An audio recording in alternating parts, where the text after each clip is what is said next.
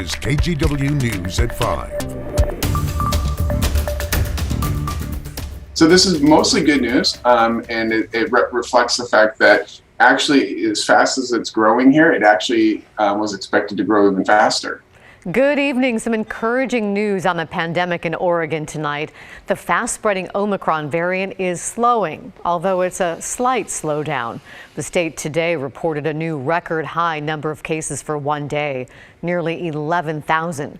KGW's Pat Doris is here to tell us why there is hope on this Friday. Pat?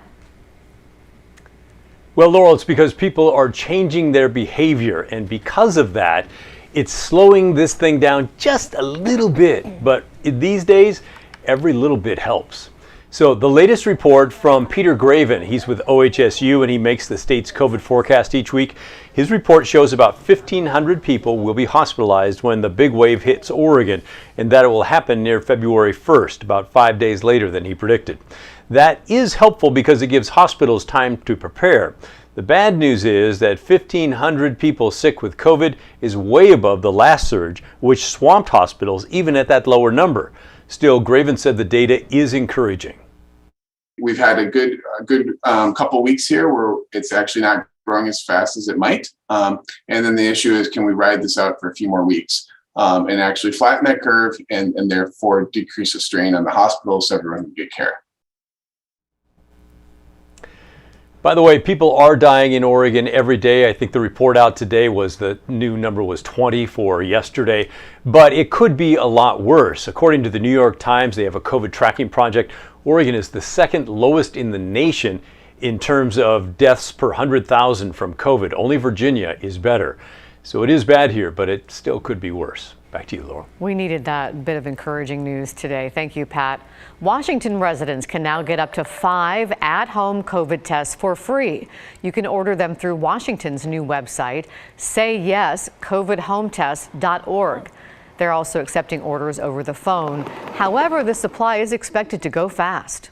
You will only be able to order one kit for your household initially, based on the fact that we have a limited supply. So once you've ordered your kit, until we have a vastly different supply chain, you would not be able to reorder another one. Now, this is in addition to the test the federal government is offering, and you can get those through covidtest.gov. Another bit of good news, kids in more Portland schools are set to return to the classroom after a stretch of remote learning.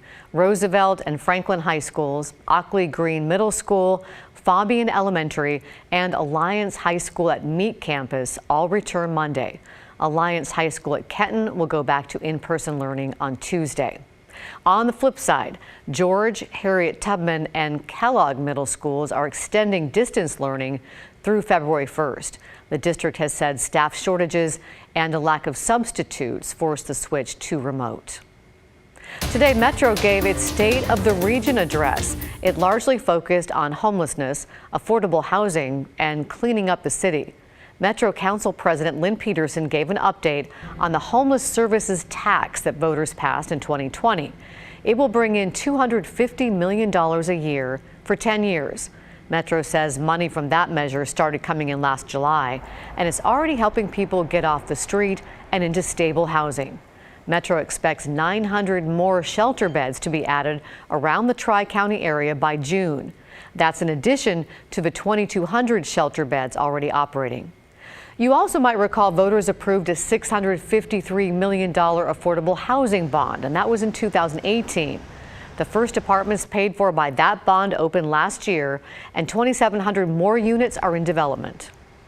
Altogether, Metro is 75% of the way to our goal of 3,900 homes for the 2018 Affordable Housing Bond measure, while only allocating 48% of the revenue so far.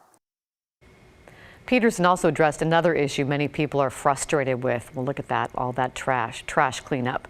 Last year at the height of the pandemic, response times for Metro's crews was 70 days.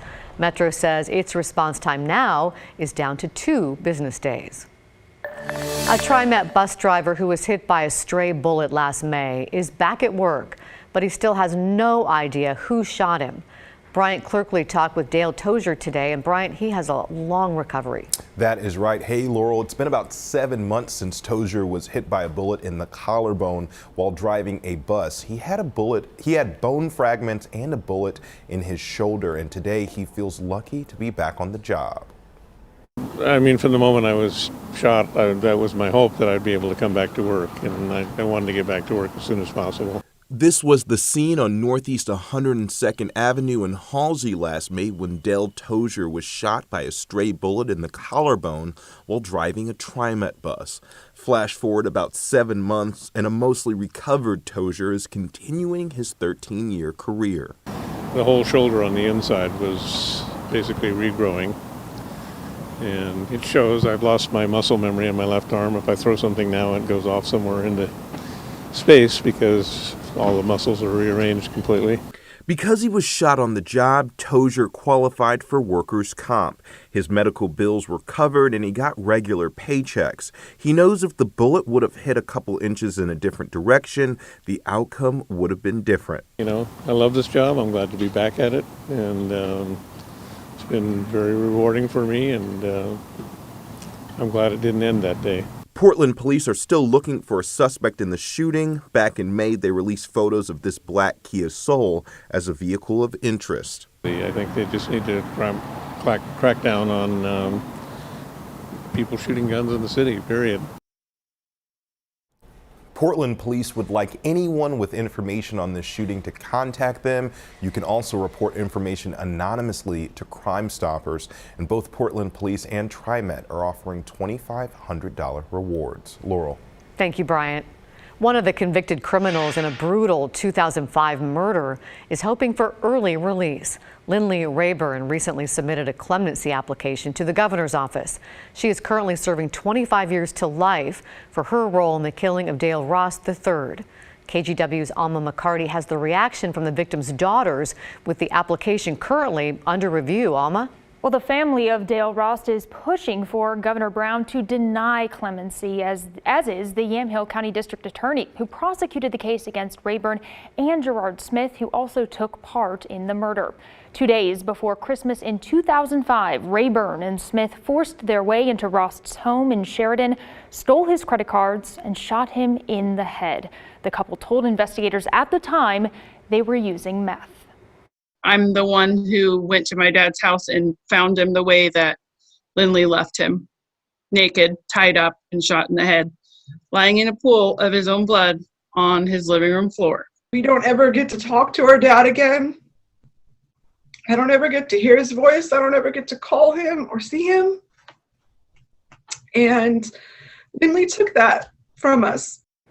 Rayburn pleaded guilty to felony murder in 2006. Her sentence, 25 years to life. The Criminal Justice Reform Clinic at Lewis and Clark Law submitted the petition to commute her sentence last year. In the petition, it argued Rayburn accepts responsibility for her actions and wants a chance to do better with her life outside of prison. A spokesperson for the governor's office confirmed they've received the application, but stressed the governor has not made a decision on this case. I'll have more on this story tonight.